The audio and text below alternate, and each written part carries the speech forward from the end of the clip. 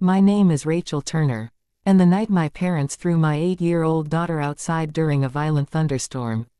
Something inside me snapped forever. Flushed heartbreak. Rain slammed against the windows. Lightning shook the entire house.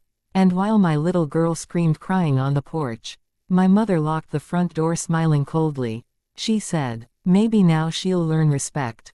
But what my parents forgot was that before becoming a mother, I spent 8 years in the United States Army.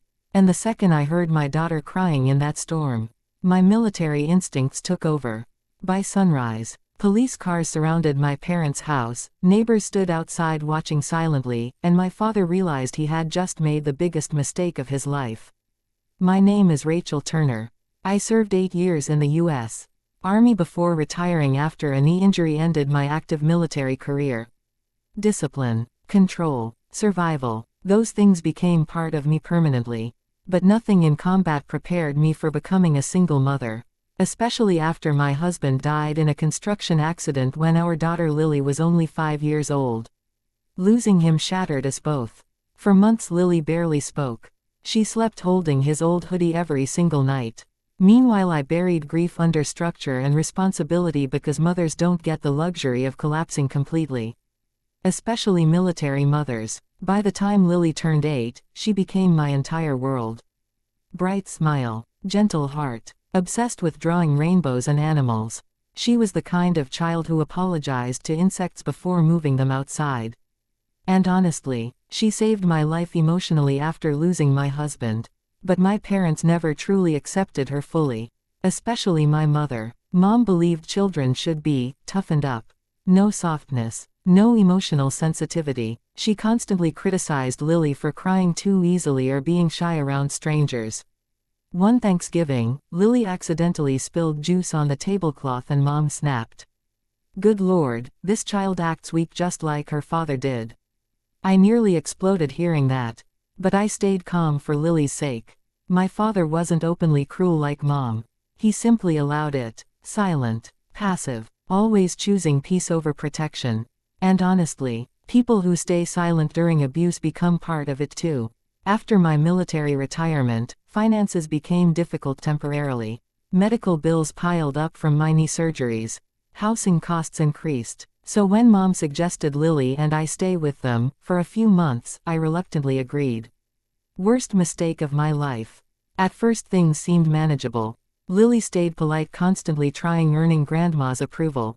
She cleaned dishes voluntarily, made handmade cards, even helped organize groceries. Nothing worked. Mom criticized everything. "She's too emotional. She's too sensitive. You're raising her soft." One evening Lily cried after kids bullied her at school. Instead of comforting her, Mom rolled her eyes. "Military families used to produce stronger children." That sentence enraged me instantly. Because Lily already survived more heartbreak by age 8 than many adults experience in a lifetime. Still, I tried keeping peace. Until the storm night. I'll never forget it. Heavy rain hammered the house violently. Wind rattled windows. Thunder shook the walls. Power flickered repeatedly. Lily hated storms because they reminded her of the night police came informing us about her father's death. So naturally she became anxious. Around 10 p.m. she quietly climbed into the living room where Mom watched television. Apparently Lily accidentally knocked over a glass candle trying to sit beside Grandma. Wax spilled across the carpet.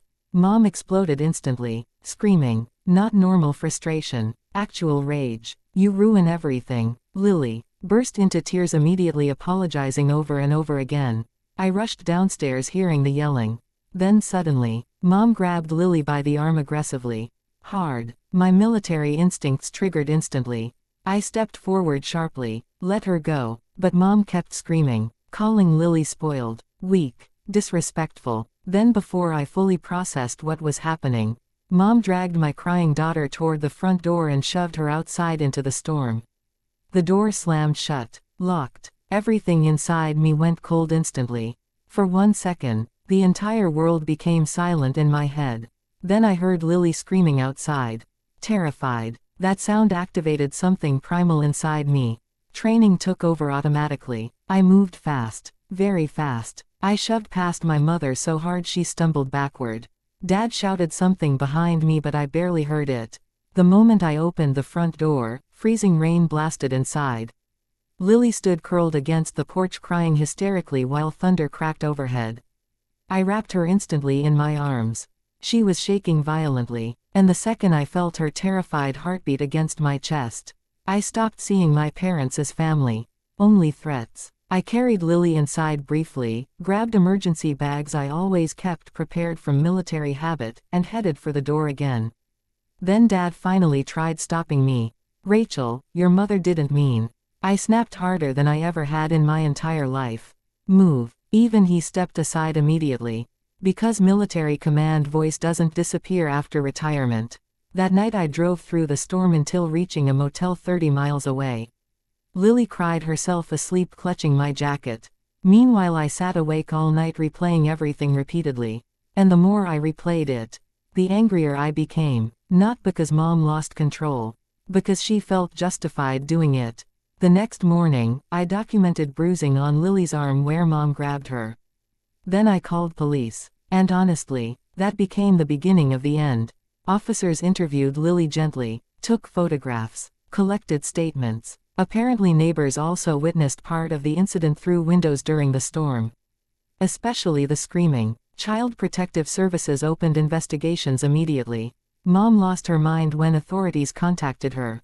She called me repeatedly screaming, "You're destroying this family." No, she destroyed it the second she traumatized a grieving child for spilling candle wax. Dad begged privately for forgiveness. But years of silence finally carried consequences. Then things became worse for them publicly. One neighbor uploaded security footage online showing Mom shoving Lily outside while rain poured heavily. The video spread locally fast. Suddenly everyone saw the truth behind my parents' respectable image. Church friends distanced themselves. Dad's business suffered. People whispered constantly. Mom blamed me for all of it, still refusing accountability. Then came family court. Honestly, I almost felt sick watching Lily testify softly about how scared she felt hearing thunder outside alone. Even the judge looked emotional, especially after hearing Mom describe the incident as discipline. The court disagreed completely. Protective orders followed, mandatory counseling recommendations, official documentation of child endangerment. But honestly, the legal outcomes mattered less than one thing Lily asked me afterward. A week after court, she whispered quietly before bed, "Grandma doesn't love me, does she?" That question shattered my heart completely. I pulled her close and answered honestly, "Some people don't know how to love properly. But that is never your fault." Because children naturally blame themselves for adult cruelty. And Lily deserved understanding early. Today, Lily is 11 years old. She still dislikes thunderstorms. But now we watch movies together during rain and build blanket forts to help her feel safe. Therapy helped. Time helped. Distance helped most. As for my parents, I haven't spoken to Mom in nearly 3 years. Dad sends occasional letters filled with regret. But honestly, protecting my daughter matters more than repairing relationships with people who harmed her. Military training taught me many things. But motherhood taught me the most important lesson of all. Real strength isn't intimidation. Real strength is making children feel safe enough never fearing the people meant protecting them.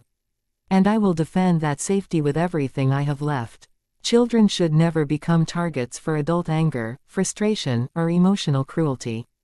Discipline without compassion becomes abuse. And sometimes protecting your child means walking away from people society tells you to forgive automatically.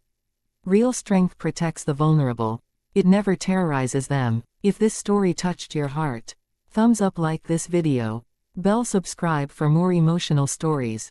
Speech balloon, comment below. Do you think some parents confuse discipline with emotional abuse? Flushed heartbreak.